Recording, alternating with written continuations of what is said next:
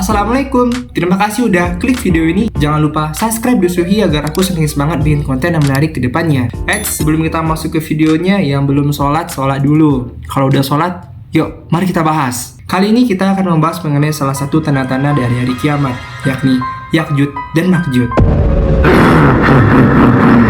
Ya'juj dan Ma'juj ini muncul pada zaman Nabi Zulkarnain. Dalam surat Al-Anbiya ayat 96 dijelaskan bahwa Ya'juj dan Ma'juj ini merupakan suatu kaum yang akan menyebar ke semua pelosok di muka bumi ini nanti. Mereka ini adalah keturunan Adam dari keturunan Nabi Nuh, yakni nenek moyang dari bangsa Turki dan Mongol. Ya'juj dan Ma'juj ini seperti halnya manusia, namun mereka memiliki ciri khas yang berbeda dengan manusia pada umumnya. Ciri utama dari Ya'juj dan Ma'juj ini, mereka ini adalah perusak dan jumlahnya sangatlah besar.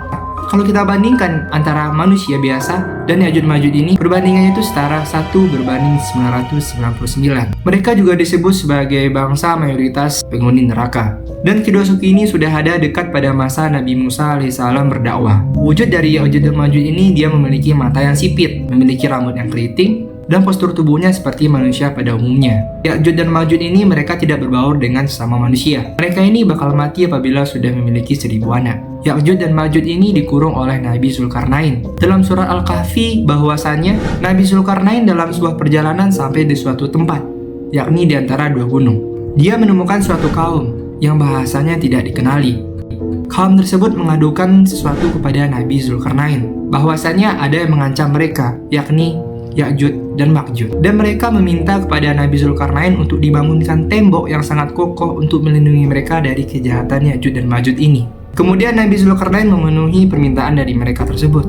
Nabi Zulkarnain membangun sebuah tembok yang sangat kokoh yang terbuat dari besi dan tembaga. Pada saat itu Ya'juj dan Ma'juj ini tidak mampu mendaki tembok tersebut, karena tembok tersebut sangat tinggi dan sangat sulit untuk melubangi tembok tersebut. Akhirnya Ya'juj dan Ma'juj ini terjebak pada tembok yang dibuat oleh Nabi Zulkarnain. Ada riwayat menyatakan bahwa celakalah bagi orang-orang yang berada di Jazirah Arab, karena pada tembok tersebut sudah terbuka sebesar ini. Artinya Ya'juj dan Ma'juj ini sudah bisa melihat keluar.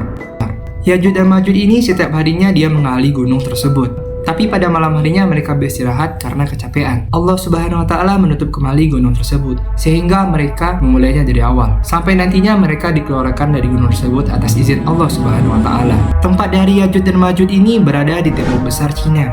Suatu saat, Ya'juj dan Ma'juj ini akan keluar dari tembok tersebut. Mereka akan keluar dengan cepat dari gunung tersebut dan memenuhi semua daratan yang ada di muka bumi ini. Mereka akan memantai semua orang-orang yang ada di muka bumi ini, baik orang beriman maupun orang yang tidak beriman.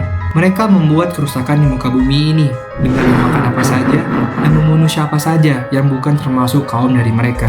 Dalam suatu hadis, Ya'juj dan Ma'juj ini nanti bakal datang ke suatu sungai besar.